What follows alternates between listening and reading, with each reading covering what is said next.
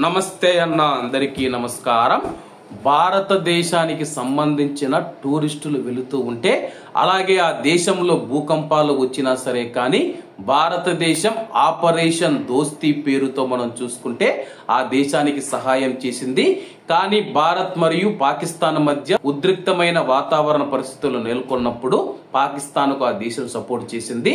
కానీ ఆ దేశం కష్టాల్లో ఉన్నప్పుడు పాకిస్తాన్ ఒక్క రూపాయి కూడా సహాయం చేయలేదు. కానీ సహాయం చేసిన భారత్ ను దొంగ దెబ్బ తీసేందుకు పాకిస్తాన్ తో ఆ దేశం చేతులు కలిపింది.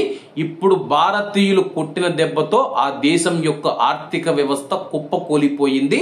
వివరాల్లోకి వెళితే పాకిస్తాన్ తో అంటగాగుతూ ఉన్న తుర్కీ దేశానికి టర్కీ దేశం ఏదైతే ఉందో భారతీయులు గట్టిగా షాక్ ఇవ్వడం జరిగింది.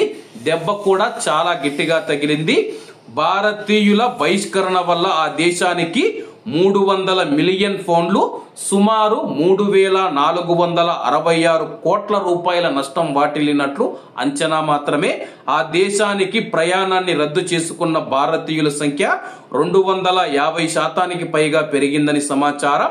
ఇక భారతదేశ సంపన్నులు అక్కడికి వెళ్లి వెడ్డింగ్ ప్లాన్లను మార్చుకోవడంతో మరో 770 కోట్ల వరకు నష్టం వాటిల్లినట్టు తెలుస్తూ ఉంది.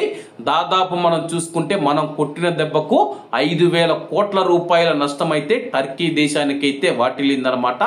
డ్రోన్లను ఇచ్చి మరి అలాగే సైనికులను కూడా పంపి మరి భారతదేశం మీద దాడి చేయాలని చెప్పి టర్కీ తన యొక్క దొంగ బుద్ధిని బయటపెట్టింది. కాబట్టి టర్కీ దేశానికి ఏ భారతీయులు వెళ్ళొద్దండి, ఎందుకంటే మన దేశానికి మద్దతు ఇవ్వని దేశాలకు వెళ్ళొద్దని చెప్పి ప్రతి ఒక్కరిని కోరుకుంటూ అందరూ బాగుండాలి, అందులో మనం ఉండాలి. అందరికీ నమస్తే అన్న, జై హింద్.